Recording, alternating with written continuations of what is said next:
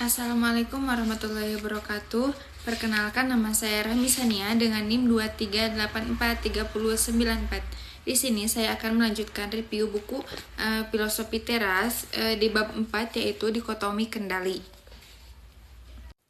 Nah, di bab 4 ini yang judulnya Dikotomi Kendali, menurutku ini salah satu bagian paling penting dari buku Filosofi Teras.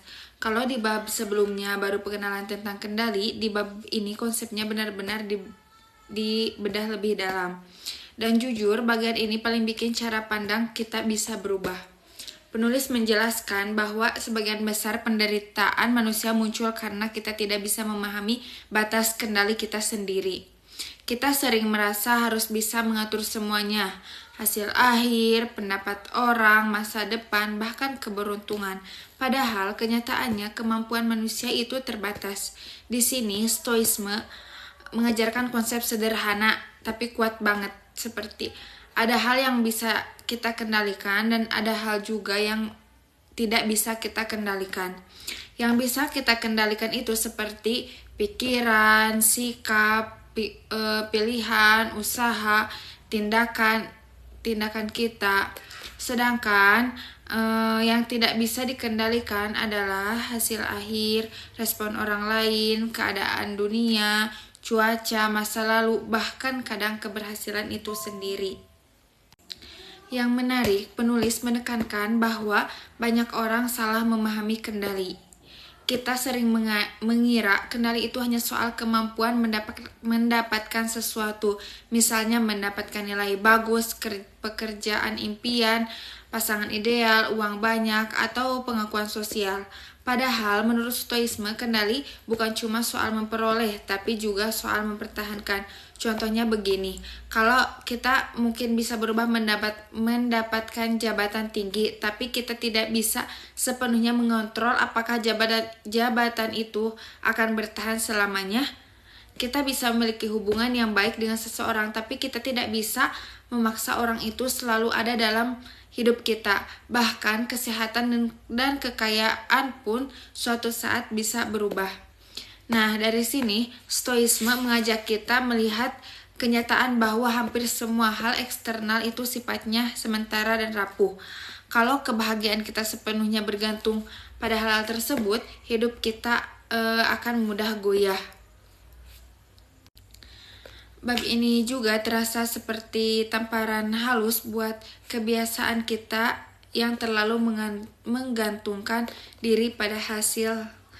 Kita sering berpikir, aku akan bahagia kalau berhasil, aku tenang kalau semua sesuai rencana, dan aku percaya diri kalau orang lain mengakui aku. Padahal semua itu bukan sesuatu yang sepenuhnya ada di tangan kita. Dan ketika kita menggantungkan ketenangan pada hal-hal yang di luar kendali, akhirnya kita jadi mudah cemas dan kecewa. Stoisme bukan berarti melarang kita punya target atau impian. Kita tetap boleh mengejar sesuatu, tapi fokus utama kita harus ada pada proses dan tindakan yang memang bisa kita kendalikan. Hasil akhirnya itu bukan sepenuhnya milik kita. Menurutku, bagian yang paling kuat dari bab ini adalah ketika kita mulai sadar bahwa hidup jadi lebih ringan kalau kita berhenti memaksakan kontrol atas segala hal. Kita jadi lebih bisa menerima kegagalan tanpa menghancurkan diri sendiri, karena kita tahu bahwa tidak semua faktor ada bawah kuasa kita. Bab ini juga mengajarkan bahwa kehilangan adalah bagian alami dari hidup. Apapun yang kita miliki hari ini bisa berubah suatu saat nanti. Bukan untuk membuat kita takut, tapi supaya kita belajar menghargai tanpa terlalu melekat secara berlebihan. Kalau dirangkum secara santai, isi bab ini seperti bilang, tugasmu adalah berusaha dan menjaga sikap, tapi hasil akhir bukan sesuatu yang sepenuhnya bisa kamu kuasai.